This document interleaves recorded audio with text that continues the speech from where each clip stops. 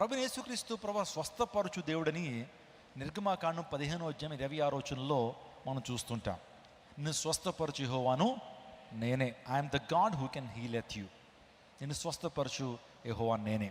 ఒకవేళ నీ మనసు కలవరంగా ఉందా, నీ మనసు ఆందోళనగా ఉందా, ఒకవేళ డిప్రెషన్తో ఈ ప్రాంతానికి వచ్చావా, భయంతో ఈ ప్రాంతానికి వచ్చావా, my Jesus can heal your mind.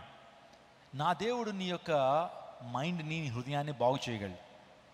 ఆయన రాతి హృదయాన్ని మాంసపు హృదయంగా చేసేటువంటి వాడు. నీ హృదయాన్ని నాకిమ్ము, నేను దాన్ని బాగు చేస్తానన్నాడు. ఎవడైనా నువ్వు క్రీస్తునందుని ఎడల వాడు నూతన సృష్టి, పాతవి గతించిందిగో సమస్తమును నూతన మాయను. If you are in Christ Jesus, if you are in Jesus, all things have been passed away, everything will become new. ఈ రోజున ప్రభువైన యేసుక్రీస్తు ప్రభు వారిలో సమస్తమును నూతనం పరచబడుతుంది. యెహోవా కొరకు ఎదురు చూచువారు నూతన బలం పొందుదురు, వారు పక్షిరాజుల వల్ల రెక్కలు చాపి పైకి ఎగురుదురు అని దేవుని లేఖనాలు స్పష్టంగా తెలియజేస్తున్నాయి. ఈ రోజున ఈ రక్తస్రావ రోగం గల స్త్రీ తన జీవితాన్ని ఒకసారి ఆలోచన చేస్తే చాలా మిజరబుల్ లైఫ్ అండి, చాలా ప్యాథటిక్, చాలా చాలా బాధాకరమైనటువంటి ఆ సంఘటన, బాధాకరమైన జీవితం. కొంతమంది జీవితాల్లో చాలా బాధాకరమైనటువంటి సంఘటనలు వారి జీవితంలో జరుగుతుంటాయి. సడన్గా వారి జీవితాల్లో తుఫాన్లు వలె సమస్యలు, ఒకటి తర్వాత మరొకటి, ఒకటి తేరుకుందాం అనేటప్పటికి మరొక సమస్య వారి జీవితంలో వస్తుంటుంది. వారి జీవితాల్లో దేవుడు ఎందుకు వీటిని అనుమతిస్తున్నాడు అని అంటే, వారి జీవితాలను బట్టి దేవుని నామానికి మహిమ రావాలని. కొన్ని సందర్భాల్లో ఎందుకు నాకే ఈ యొక్క సమస్యలు, ఎందుకు మా కుటుంబంలోని మరణాలు, మా కుటుంబాల్లోనే ఈ యొక్క ఆర్థికపరమైన ఇబ్బందులు, అందరూ బాగానే ఉన్నారు కదా, ఎందుకు నాకే, వై మీ అనే క్వశ్చన్ మనలో వస్తుంటుంది. ఒక మాట నేను చెప్పానండి, ప్రభువైన యేసుక్రీస్తు ప్రభు వారు దానికి ఆన్సర్ ఇచ్చారు. ఒకసారి ప్రభువైన యేసు ప్రభు వారు దగ్గరికి గుడ్డివాడు వచ్చాడు. వచ్చే స్వస్థతను కోరాడు. Father, lord Jesus, I want to be healed అని అన్నప్పుడు శిష్యులు, అక్కడ ఉన్నటువంటి కొంతమంది వ్యక్తులు ప్రభువుని ఒక ప్రశ్న అడిగారు. అదేంటంటే, ప్రభువా, ఈ గుడ్డివాడు ఎందుకు గుడ్డివాడుగా పుట్టాడు? ఇతను చేసిన తప్పిదాలా, లేకపోతే వీరి తల్లిదండ్రుల దోషం ఇతని మీద పడిందా? ఇతని తల్లిదండ్రులు, ఇతని పూర్వీకులు చేసినటువంటి దోషము, శిక్ష ఇతని మీద పడిందా? ఇతను చేసిన నేరమా, లేకపోతే వీరి తల్లిదండ్రులు చేసిన నేరమా అన్నప్పుడు ప్రభు వారు హ్యాస్ గివెన్ ఏ క్లారిటీ. ఆ క్వశ్చన్కి ఆన్సర్ చేస్తూ ప్రభు అన్నాడు, ఇతను చేసినటువంటి పాపం కాదు, వీరి తల్లిదండ్రులు చేసిన పాపం కాదు, దేవుని మహిమ ఈ వ్యక్తి జీవితం ద్వారా కనుపరచబడిన నిమిత్తము ఈ వ్యక్తి గుడ్డివాడిగా పుట్టాడు. మనకి కొన్ని సందర్భాల్లో ఎందుకు ఇలా జరుగుతున్నటువంటి విషయాలు మనకు అర్థం కాకపోవచ్చు, ఈ లిమిటెడ్ మైండ్కి అర్థం కాకపోవచ్చు. దేవుని మైండ్ ఒక ఓషన్ అనుకుంటే అందులో డ్రాప్ ఆఫ్ ఎ ఓషన్ మనదే. అర్థమైందండి? దేవుని మైండ్ ఒక మహాసముద్రం అయితే మన యొక్క మైండ్, మనకి ఇంటెలిజెన్స్, మన విజ్డమ్ అండ్ నాలెడ్జ్ ఆ మహాసముద్రంలో ఒక నీటి బొట్టు అంతా. We cannot comprehend divine decisions for some times. మన దేవుని యొక్క నిర్ణయాల్ని మనం క్వశ్చన్ చేయలేము, దేవుని యొక్క జ్ఞానాన్ని ఏనాడు కూడా మనం ట్రాక్ చేయలేం. అర్థమవుతుందండి? సో ఆయన యొక్క విజ్డమ్ని we cannot track his wisdom and intelligence. ఆయన చిత్తం వేరుగా ఉంటుంది. అసలు దేవుని దృష్టిలో మనం జీవించేటువంటి కాలము ఒక క్షణం లాంటిది. God never thinks about our earthly life. గుర్తుపెట్టుకోండి, దేవునికి మన ఎర్త్ మీద జీవించేటువంటి జీవితం పట్ల పెద్ద ఆయన ఆలోచన కలిగి ఉండడు. ఆయన యొక్క ఉద్దేశాలన్నీ కూడా ఇటర్నల్ లైఫ్ గురించి ఆలోచన చేస్తాడు. అసలు మనిషి జీవం ఏ పాటిది, మనం జీవించేటువంటి కాలము దేవుని దృష్టితో పోల్చుకుంటే చాలా ఒక సెకండ్ లాంటిది. దీని గురించి ఆయన ఎక్కువగా థింక్ చేయడు, కానీ he would like to give us eternal life. ఆయన ఎప్పుడు కూడా మన నిత్యత్వం గురించి ఆలోచన చేస్తుంటాడు. ఒక మాట నేను చెప్పనివ్వండి, సత్యాన్ని చెప్పనివ్వండి, నేను ఒకనాటికి మరణిస్తాను, వింటున్న మీరు ఒకనాటికి మరణిస్తారు. దేవుని దృష్టిలో బైబిల్ చెప్తుంది ఏంటంటే, ఈ ఎర్త్లీ లైఫ్ అంత ప్రాముఖ్యమైనది కాదు. ఈ భూమి మీద మనం జీవించేటువంటి జీవితము దేవుని దృష్టికి చాలా స్వల్పమైనది. ఆయన దృష్టిలో ఒక సెకండ్ లాంటిది. ఆయన పట్టించుకోడు. ఆయన కోరేటువంటిది ఏంటంటే మనకు ఇటర్నల్ లైఫ్ని, ఆ పరలోక రాజ్యంలో నిత్యము, తరతరాలు, యుగయుగాలు, జగజగాలు ఆయన సన్నిధిలో ఉండేటువంటి గొప్ప కృపను గురించి, ఆ నిత్యత్వం ఇవ్వటం కొరకు ఆయన ఎక్కువగా ఆలోచన చేస్తూ ఉంటాడు. అందుని బట్టి ఒకవేళ మీ యొక్క తల్లిదండ్రులు మీరు పోగొట్టుకున్నా, ఒకవేళ తోబుట్టువులు పోగొట్టుకున్నా, వారు నిజంగా రక్షణ పొందినటువంటి వారైతే నిత్యత్వంలో ఎక్కడికంటే సంతోషంగా, ఆనందంగా, ఆ మహావైభవంలో, ఆ మహామహిమలో దేవునితో వారు ఆనందిస్తున్నారు, దేవునితో వారు సంతోషిస్తున్నారు. అంటే మీరు ఆలోచించేయండి, దేవుడు మన నిత్యత్వం గురించి ఎక్కువగా ఆలోచించేటువంటి దేవుడు. ఈ రోజున ఉదయకాల సమయంలో ఈ యొక్క 12 సంవత్సరాల నుంచి ఒక రోగంతో ఏం బాధపడుతూ ఉంది. ఎంతో బాధ, ప్రతిరోజు నిద్ర పట్టని రాత్రులే, ఏ రోజు నిద్రపోదు. ఎందుకంటే శరీరంలోంచి ఆ బ్లీడ్ అవుతూ ఉంది, రక్తం కారిపోతూ ఉంది. చక్కగా ఆహారం తింటూ ఉంది, దాని ద్వారా రక్తం ఉత్పత్తి అవుతుంది, రక్తం అనేటువంటిది శరీరంలో పుడుతుంది. కానీ ఏదో ఒక రోజున ఆ రక్తం అంతా కూడా బయటకు వచ్చేస్తుంది, బ్లీడ్ అయిపోతూ ఉంది, ఎంతో పెయిన్. ఒక రకంగా చెప్పాలంటే ఆమె తాను శుచిపరచుకోవాలనుకుంటుంది, కానీ ఎప్పుడూ కూడా తన శరీరం అంతా కూడా మలినపరచబడతా ఉంది, ఎంతో వేదన పడతా ఉంది. దేవుని లేఖనం చెప్తుంది, అనేక వైద్యుల దగ్గరికి వెళ్ళిందట. She visited lot of doctors to be healed. అనేక మంది వైద్యుల దగ్గరికి వెళ్ళి స్వస్థత పడడానికి ఎన్నో ప్రయత్నాలు చేసింది. She made many efforts, but she couldn't get healed. ఆమె స్వస్థపరచబడలేకపోయింది.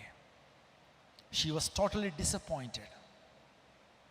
She was in great agony for her problem, for her sickness.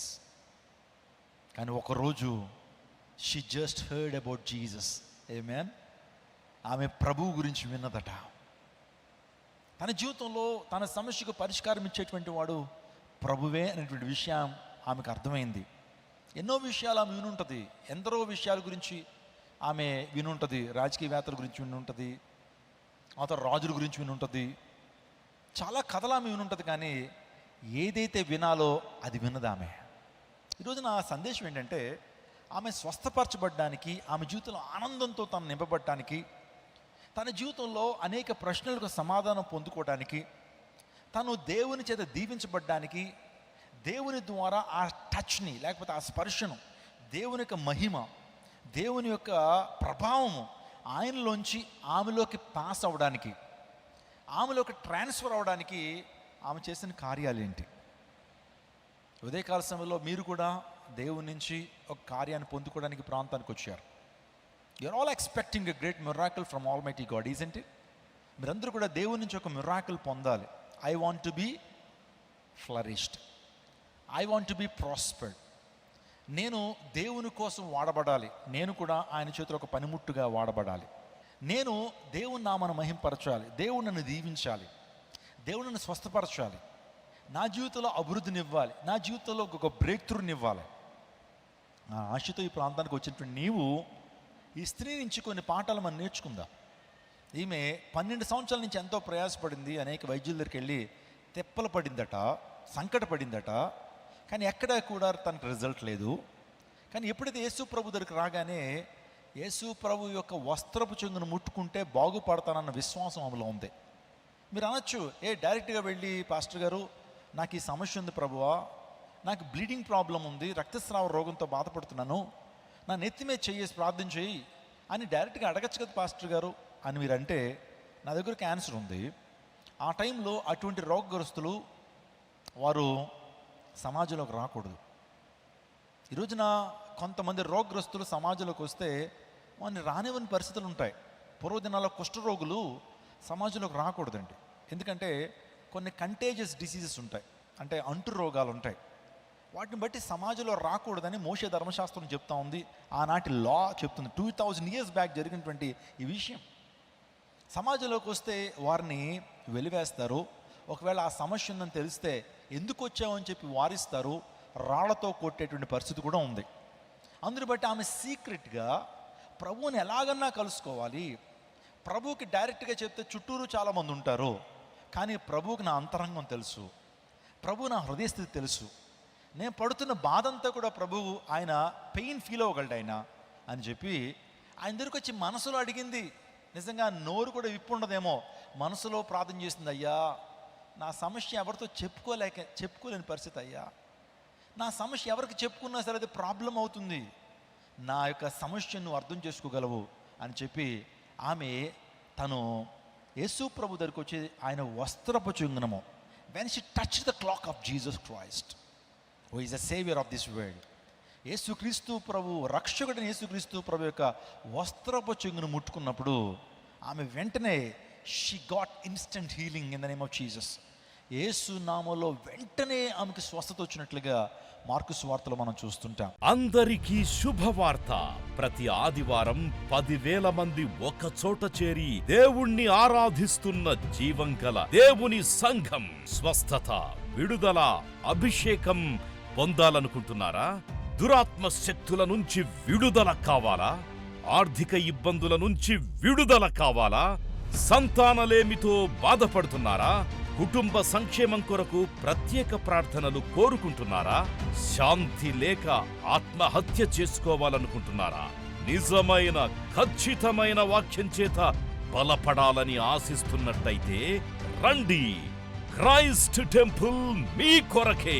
ప్రతి ఆదివారం 4 ఆరాధనలు జరుగుతున్నాయి. మొదటి ఆరాధన ఉదయం 6 గంటలకు, రెండవ ఆరాధన ఉదయం 8 గంటలకు, మూడవ ఆరాధన ఉదయం 10 గంటలకు, 4వ ఆరాధన సాయంత్రం 6:30 జరుగును. స్థలం Christ Temple, Mary Stella Indoor Stadium, Pantakaluva Road, NTR Circle, Vijayawada. ముఖ్య ప్రసంగికులు ప్రపంచవ్యాప్తంగా వాక్యమునందించి కోట్లాది మందికి దీవెనకరముగా ఉన్న మన దైవజనులు రెవరెండ్ డాక్టర్ పాల్ ఇమాన్యుయల్ గారు మరియు నిస్సీ పాల్ గారు శక్తివంతమైన సందేశాలను అందించి ప్రతి ఒక్కరి కొరకు ప్రత్యేక ప్రార్థనలు చేయుదురు. హృదయాలను హత్తుకునే అద్భుతమైన స్తుతి ఆరాధన సాక్ష్యాలు, ప్రతి విశ్వాసిపై ప్రత్యేక శ్రద్ధ, గృహ దర్శనాలు, ఇంకా మరెన్నో.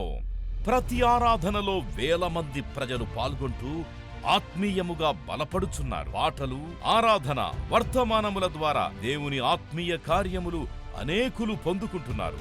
విజయవాడ చుట్టుపక్కల ప్రాంతాల నుంచే కాక 100 కిలోమీటర్ల దూరం నుంచి ప్రజలు వచ్చి ఆత్మీయ మేలులు పొందుచున్నారు. ప్రతి ఆదివారం హోలీ కమ్యూనియన్ సర్వీస్. దూర ప్రాంతము నుండి వచ్చు వారికి ప్రేమ విందు కలదు. కుటుంబాలతో రండి. దేవుడిచ్చే గొప్ప రక్షణ, స్వస్థత, అభిషేకాన్ని పొందుకొనండి. రండి, మీ దుఃఖము నాట్యముగా మార్చబడును.